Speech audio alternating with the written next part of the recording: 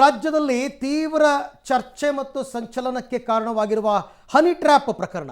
ಈ honey trap ಪ್ರಕರಣಕ್ಕೆ ಸಂಬಂಧಪಟ್ಟಂತೆ MLC ಯತೀಂದ್ರ ಸಿದ್ದರಾಮಯ್ಯ ಒಂದು ಮೇಜರ್ ಟ್ವಿಸ್ಟ್ ಅನ್ನು ಕೊಟ್ಟಿದ್ದಾರೆ. ಇಂಥ ಪ್ರಕರಣಗಳಾದಾಗ ಏನು ಗೊತ್ತಾ, ಒಬ್ಬೊಬ್ಬರು ಒಂದೊಂದು ಸ್ಟೇಟ್ಮೆಂಟ್ ಕೊಡ್ತಾರೆ, ಬಾಯಿಗೆ ಬಂದಂಗೆ ಸ್ಟೇಟ್ಮೆಂಟ್ ಕೊಡ್ತಾರೆ. ಇದು ಅದೇ ರೀತಿ ಅಂತ ಅನ್ನಿಸ್ತಾ ಇದೆ. BJPಯಲ್ಲೇ ಹನಿ ಟ್ರ್ಯಾಪ್ಗಳು ನಡೆದಿವೆ. BJPಯವರ ವಿಡಿಯೋ BJPಯವರೇ ಮಾಡ್ಕೊಂಡಿಟ್ಟಿದ್ದಾರೆ. ಹೀಗಾಗಿಯೇ ಮಾಜಿ CM BJP ಶಾಸಕರು ಕೋರ್ಟ್ನಲ್ಲಿ ಸ್ಟೇ ತಂದಿದ್ದಾರೆ. ನಮ್ಮ ನಾಯಕರ ಬಗ್ಗೆ ಮಾತನಾಡಲು BJPಯವರಿಗೆ ಏನು ಹಕ್ಕಿದೆ?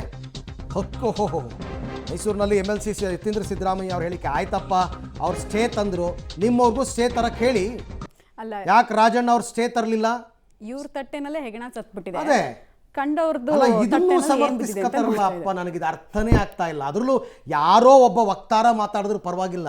ಯತೀಂದ್ರ ಸಿದ್ದರಾಮಯ್ಯನಂತವರು ನಮ್ಮ ನಾಯಕರ ಬಗ್ಗೆ ಮಾತನಾಡಲು BJPಯವ್ರಿಗೆ ಏನು ಹಕ್ಕಿದೆ ಅಂತಂದರೆ, ಆಯಿತು, ಆ 17 ಜನ ತಾನೇ ನೀವು ಹೇಳ್ತಾ ಇರೋದು ಬಾಂಬೆ ಬಾಯ್ಸ್ ಅಂತಾರಲ್ಲ, ಯಾರು ಮಾಡಿಸಿದ್ದು ಅಂತ ತನಿಖೆ ಆಗಬೇಕಾಗಿತ್ತು.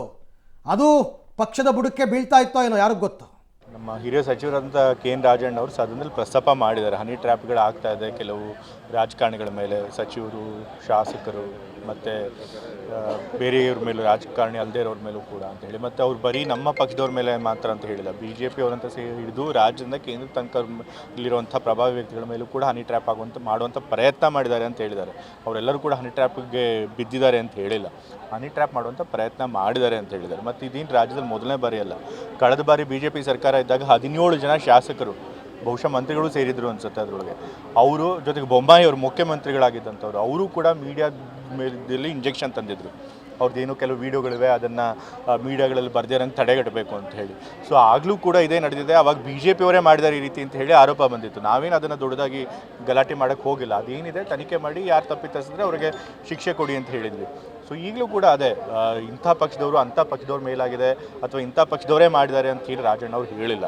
ಅವ್ರು ದೂರು ಕೊಡ್ತಾರೆ. ಅವ್ರು ದೂರು ಕೊಟ್ಟ ಮೇಲೆ ಸದನದಲ್ಲೇ ಗೃಹ ಮಂತ್ರಿಗಳು ಮತ್ತು ಮುಖ್ಯಮಂತ್ರಿಗಳು ಹೇಳಿದ್ದಾರೆ, ರಾಜಣ್ಣ ಅವ್ರು ದೂರು ಕೊಟ್ಟರೆ ಆ ದೂರಿನ ಆಧಾರದ ಮೇಲೆ ನಾವು ಉನ್ನತ ಮಟ್ಟದ ತನಿಖೆ ನಡೆಸಿ ಯಾರು ತಪ್ಪಿತಸ್ಥರಿದ್ರೆ ಅವ್ರಿಗೆ ಶಿಕ್ಷೆ ಕೊಡ್ತೀವಿ ಅಂತ ಹೇಳಿ. ಸೊ ಅದಾಗುತ್ತೆ.